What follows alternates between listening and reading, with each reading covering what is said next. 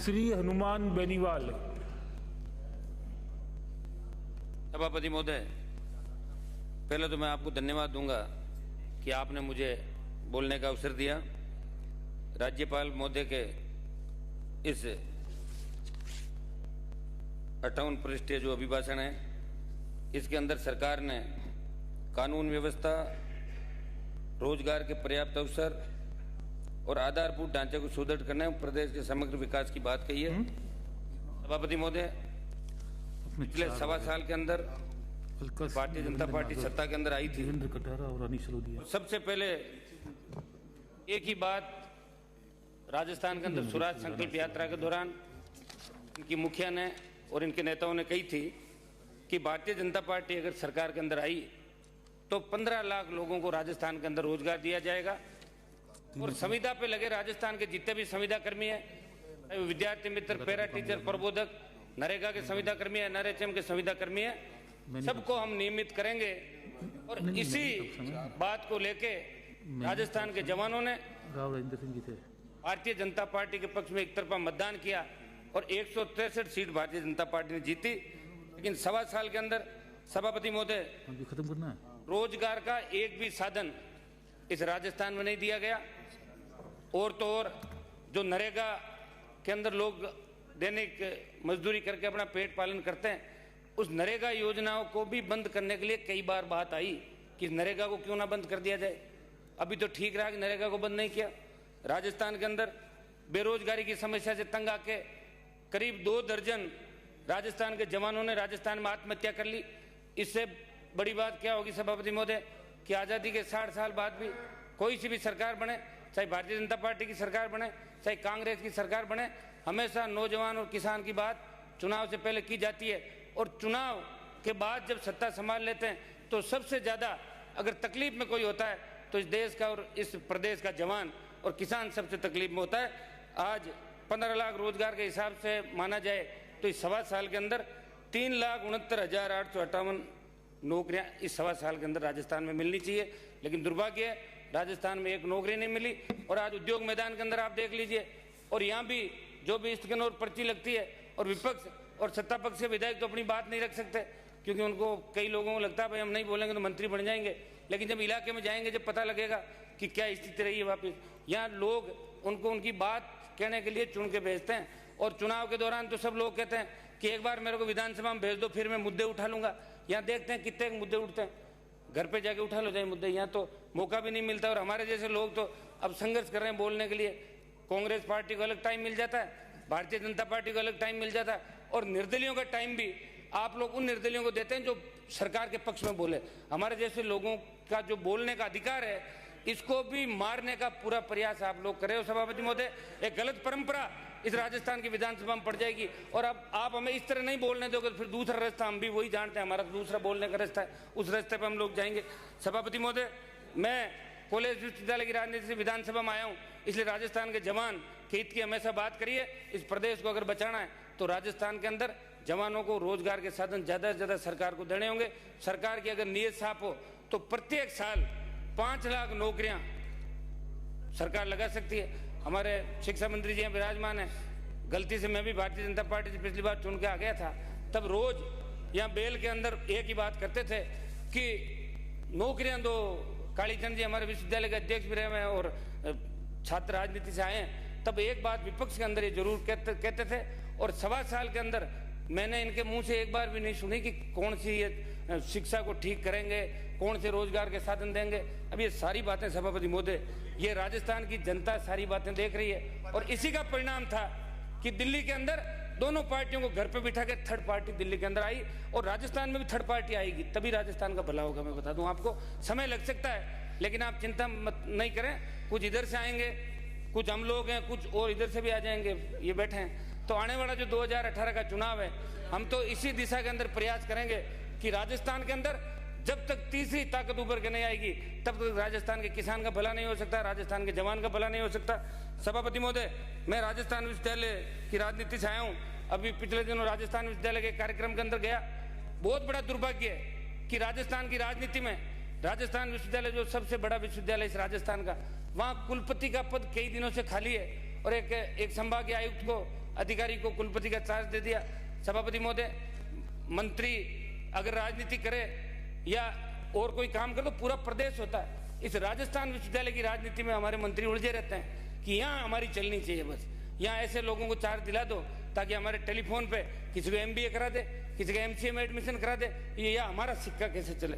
सभापति महोदय, राजस्थान विश्वविद्यालय में स्थायी कुलपति की नियुक्ति हो और राजस्थान विश्वविद्यालय के लाखों छात्र है। आपका शेखावाटी विश्वविद्यालय अभी चालू नहीं हुआ है। सरकार ने शेखावाटी विश्वविद्यालय की घोषणा की थी और पिछले बजट के अंदर भी शेखावाटी विश्वविद्यालय को चालू करने की बात की थी, लेकिन आज शेखावाटी विश्वविद्यालय जस का तस पड़ा है। नहीं तो वहाँ बिल्डिंग की व्यवस्था हुई और जिसको OSD और वाइस चांसलर के रूप में लगा रखा है, मुझे नहीं लगता कि उनको बैठने का ऑफिस भी कोई होगा। अभी तो वहाँ एक नया निर्माण किसी कमरे का भी नहीं हुआ शेखावाटी विश्वविद्यालय के अंदर। और शेखावाटी क्षेत्र के सारे लड़के राजस्थान विश्वविद्यालय में आते हैं, तो लाखों छात्र इस राजस्थान विश्वविद्यालय के अंदर अध्ययन करते हैं। और एक पीड़ा उन लोगों की थी कि हमारे से फीस ऑनलाइन फार्म भरवाए गए, चाहे प्राइवेट या रेगुलर छात्र थे, और उनसे 1000 रुपये इस बात के अलग सरकार और विश्वविद्यालय वसूल रही है कि अगर आपने फार्म में गलती कर दी कोई, तो उस गलती को सुधारने के नाम पे 1000 रुपये आप दो और अपनी गलती सुधार दो।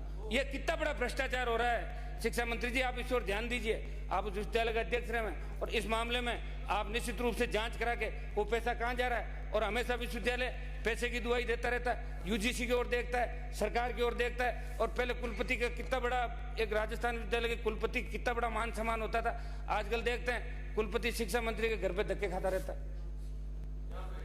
आज जो भी शिक्षा मंत्री, इनका नहीं कह रहा हूँ मैं, आपका नहीं कह रहा, सुनो, जो भी होता है इनके यहाँ धक्के खाने की जरूरत नहीं, मैं फोन पे ही बताते थे सारे का। सभापति महोदय, इस राजस्थान विश्वविद्यालय सहित राजस्थान के जितने भी विश्वविद्यालय कॉलेज है, जो भी ऑटोनोमस और स्वायत्त शासी ये विश्वविद्यालय, इनके अंदर सरकारी हस्तक्षेप कम से कम हो, इनको काम करने दिया जाए। सरकार बार बार अगर हस्तक्षेप करेगी तो मुझे नहीं लगता कि विश्वविद्यालय सही दिशा के अंदर चलेंगे। जोधपुर विश्वविद्यालय के अंदर बहुत बड़ी फर्जी पिछली भर्तियों के अंदर फर्जीवाड़ा हुआ था पिछली सरकार के अंदर, तब आप लोग सारी बात करते थे, लेकिन क्या हो गया, कौन सी जांच हुई, वो जस के तस है। इस राजस्थान विश्वविद्यालय में भी प्रोफेसरों की और कर्मचारियों की भर्ती में बहुत बड़ा घपला हुआ, कट गए, उसके वारंट कट गए, पिछले वाले जोधपुर वाले के वारंट कट गए। भिंडा जी आपको बनाए कुलपति तो तुम मजा आया। तो मंत्री भिंडा जी का आप समर्थन कर रहे हो, जो विश्वविद्यालयों जी का आप समर्थन कर रहे हो के अंदर शिक्षा मंत्री जी इस ओर ध्यान देंगे और विश्वविद्यालयों को ठीक दिशा के अंदर ले जाएंगे। आज विश्वविद्यालयों के अंदर जो छात्र संघ के चुनाव पूर्ववर्ती सरकार ने चालू कराए, एक मिनट मिलेंगे जी, चुनाव चालू कराए थे, वो कोई चुनाव नहीं है शिक्षा मंत्री जी, वो तो एक फॉर्मेलिटी कर रहे हो आप लोग। आप चाहते ही नहीं कि राजस्थान किन संस्थाओं से निकल के कोई नेता देश के और प्रदेश के शीर्ष पद पे जाए।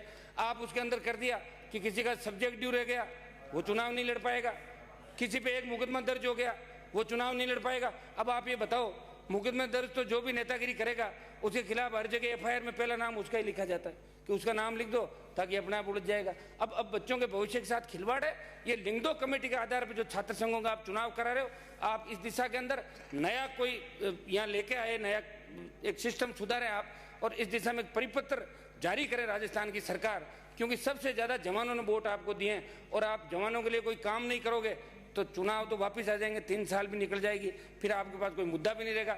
इसलिए विश्वविद्यालय, कॉलेज और शिक्षा की जो सुदृढ़ीकरण की और अच्छी शिक्षा देने की बात आप राजस्थान के अंदर हमेशा कह रहे हो, चाहे बजट हो या गवर्नर का अभिभाषण, तो अच्छी शिक्षा राजस्थान के लोगों को आपको देनी है। सड़कों के अंदर, सभापति महोदय, सड़कों के अंदर 70,000 करोड़ की सड़कों की बात थी कि PPP मोड पे हम 70,000 करोड़ रुपए इकट्ठा करके सड़कें बनाएंगे राजस्थान के अंदर 20,000 किलोमीटर, जिसमें 50,000 करोड़ राजस्थान की जनता से वसूलेंगे। जब राजस्थान की जनता से वसूलोगे फिर आप किस चीज के फीते काटोगे वहां पे जाके बताओ। वो तो राजस्थान की जनता को आप सड़क दे नहीं सकते, पानी की व्यवस्था कर नहीं सकते, शिक्षा की व्यवस्था कर नहीं सकते, कानून व्यवस्था की स्थिति ठीक नहीं, लोग आत्महत्याएं कर रहे हैं और आपके स्वाइन फ्लू से हजारों मौतें हो रही है, कोई सिस्टम नहीं है, बस हो गई मौत, वायरस फैल गया। इतना कहने से कोई जनता पीछा छोड़ने वाली नहीं है आपका। और आप इस गलतफहमी में नहीं रहे कि 163 आ गए।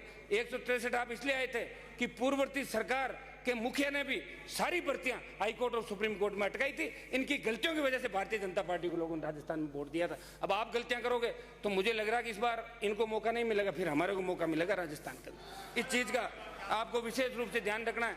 सभापति महोदय, मैं आप हंस रहे हैं, माननीय सदस्य खयाल बहुत अच्छा है। एक मिनट सभापति महोदय, ख्याल बहुत अच्छा है आपका। सभापति महोदय की बहुत कृपा मेरे ऊपर हमेशा रही है, क्योंकि मैं इनके साथ रहा हूं पहले, तो इसलिए विशेष मौका भी मिला मुझे।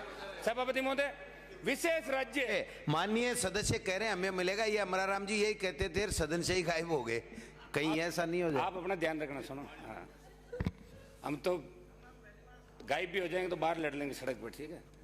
सभापति महोदय, अमित शाह, भारतीय जनता पार्टी जब सत्ता में नहीं थी, एक बात करते थे कि विशेष राज्य का दर्जा इस राजस्थान को मिले। राजस्थान की भौगोलिक परिस्थिति और भौगोलिक दृष्टि से यहाँ बहुत बड़ा मरुस्थलीय क्षेत्र है, पहाड़ी क्षेत्र है, चंबल के बीड़ है और आदिवासी वन क्षेत्र, और राजस्थान की बहुत बड़ी सीमा जो पाकिस्तान और अन्य देशों से राजस्थान की सीमा लगती है। सभापति महोदय, इन सब परिस्थितियों को देखते हुए यहाँ पेयजल के लिए, रोजगार के लिए, आधारभूत ढांचे के संरक्षण के लिए, सड़कें बनाने के लिए और विकसित राजस्थान का सपना आप रोज राजस्थान के लोगों को दिखा रहे हो। इस सपने की पूर्ति के लिए दिल्ली में भी आपकी सरकार है, कड़ी से कड़ी हिंदुस्तान के और राजस्थान के लोगों ने जोड़ दी आपकी, तो आप विशेष राज्य का दर्जा इस राजस्थान को दिलाएं। इस दिशा में अगर सरकार काम करेगी तो निश्चित रूप से राजस्थान का भला होगा। सभापति महोदय, आज एक बहुत बड़ी बात बिजली के मामले के अंदर, माननीय सदस्य, आपका समय पूरा हो गया। आप अपनी तो बात चालू हुआ साहब, ऐसे आप अपनी बात समाप्त करें। 2 मिनट साहब, सुनो। 1 मिनट में आप अपनी बात 3 मिनट तो समाप्त करें। 1 मिनट। सभापति महोदय, आप अगर हमें टाइम नहीं दोगे तो फिर इस राजस्थान को लेके कौन चलेगा आगे, ये तो बताओ। थोड़ा समय दिया करो हमें, नहीं चल सकता। सभापति महोदय, बिजली के मामले के अंदर 2 मिनट के अंदर, बिजली के मामले में सरकार ने सत्ता के अंदर आने से पहले एक बात कही थी कि 8 घंटा हम बिजली देंगे कृषि कार्यों के लिए और 24 घंटे सिंगल फेज बिजली मिलेगी। दुर्भाग्य से राजस्थान के अंदर, मैं उस इलाके से आता हूँ, खींवसर मेरा क्षेत्र है, जहाँ सबसे ज्यादा किसान धरती का सीना चीर के 1200-1400 फीट से पानी निकाल के मारवाड़ के अंदर और अन्न उत्पादन करता है और अपने परिवार का पेट पालता है। हमारा कोई नहरी इलाका नहीं है, वहाँ लोग सिर्फ उस ट्यूबवेल और खेती पे निर्भर है। सभापति महोदय, 8 घंटे एक बार भी बिजली नहीं मिली, 6 घंटे 6.5 घंटे बिजली जरूर इस बार मिली है। पिछला पूरा सीजन आप लोग खा गए ये कहते कहते कि 2 महीने बाद बिजली बढ़ाएंगे, 1 महीने बाद बिजली बढ़ाएंगे, और 24 घंटे के नाम पे राजस्थान में कहीं भी 24 घंटे बिजली नहीं मिली। और 1.25 साल के अंदर बजट के अंदर आपने बात करी थी कि डार्क जोन इलाकों को हटा देंगे, बूंद बूंद सिंचाई वाले कनेक्शन कर देंगे, लेकिन कौन सा हुआ बताओ तो सही। एक भी, सबसे ज्यादा हम तकलीफ के अंदर, हमें पता होना चाहिए, एक भी ढाणी को आपने राजस्थान के अंदर नहीं जोड़ा। पूर्ववर्ती सरकार के समय ढाणियां जुड़ी थी, दिल्ली से भी कई योजनाएं आती थी, लेकिन हम हमारे एमएलए लेड से जरूर ढाणियां जुड़वाने का प्रयास करते हैं। उसमें भी आप लोग तय करते हो कि एमएलए लेड के अंदर उन एमएलए के काम होने चाहिए जो सरकार के पक्ष में बात करते हैं या सरकार के विधायक है, हमें तो उसमें भी तकलीफ सहनी पड़ती है। सभापति महोदय, बिजली की दरें 1 रुपये बढ़ा दी, पूरा राजस्थान का किसान आंदोलन कर रहा है और किसान के साथ साथ पूरे राजस्थान के जवान भी आंदोलन करेगा इस राजस्थान के अंदर बढ़ी हुई बिजली की दरों को वापस लेने के लिए। सरकार को चाहिए कि फीडर सुधार का जो कार्यक्रम पूर्ववर्ती सरकार के टाइम, माननीय सदस्य, आपके टाइम चला था और 8000 करोड़ रुपए फीडर सुधार के नाम पे 8000 करोड़ रुपए खर्च हुए, वो पैसे कहाँ गए? माननीय सदस्य, आप अपनी बात समाप्त करें, आपको पूरा वक्त दिया गया है। आपके